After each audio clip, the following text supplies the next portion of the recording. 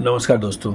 मैं एक बात आप लोगों को क्लियर कर देना चाहता हूँ कि मैं जिस भी स्टॉक के बारे में बात करता हूँ, मेरी उस स्टॉक के बारे में कोई खरीदने बेचने की राय नहीं है।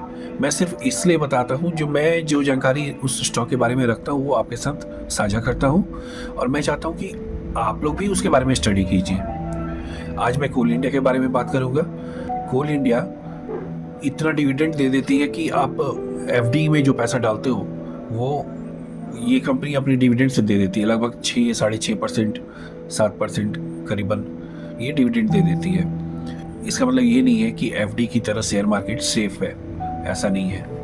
अब कोल इंडिया के बारे में बात करते हैं। कोल इंडिया के शेयर में तेजी देखने को मिली और स्टॉक लगभग 400 रुपए के स्तर तक पहुंच गया, लगभग 3.5% की मजबूती के साथ। यह तेजी मुख्य रूप से BCCL IPO की सकारात्मक खबरों के कारण आ रही है। Bharat coking coal limited BCCL, जो कोल इंडिया की सहायक कंपनी है, 1300 रुपए करोड़ के IPO पब्लिक इश्यू लॉन्च करने वाली है। संभवतः अगले 2 हफ्तों में यह IPO सरकार के विनिवेश कार्यक्रम का हिस्सा है। इसी तरह महांदी कोलफील्ड्स लिमिटेड MCL और south eastern coalfields LTD SECL को भी भविष्य में शेयर बाजार में सूचीबद्ध करने की योजना है, जिससे कोयला क्षेत्र और निवेशकों के लिए नया अवसर मिलेगा। कोल इंडिया ने पिछले समय में अपने पुराने बंद पड़े 32 खानों को पुनः खोलने और नए प्रोजेक्ट लॉन्च करने की योजना पर भी काम किया है, ताकि ऊर्जा की मांग को पूरा किया जा सके। आज बाजार के प्रमुख सूचकांक सेंसेक्स, निफ्टी अपेक्षाकृत स्थिर रहे, लेकिन कोल इंडिया के शेयर टॉप गेनर्स में शामिल रहे। कोल इंडिया LTD को मध्य प्रदेश के सिंगरौली कोलफील्ड्स में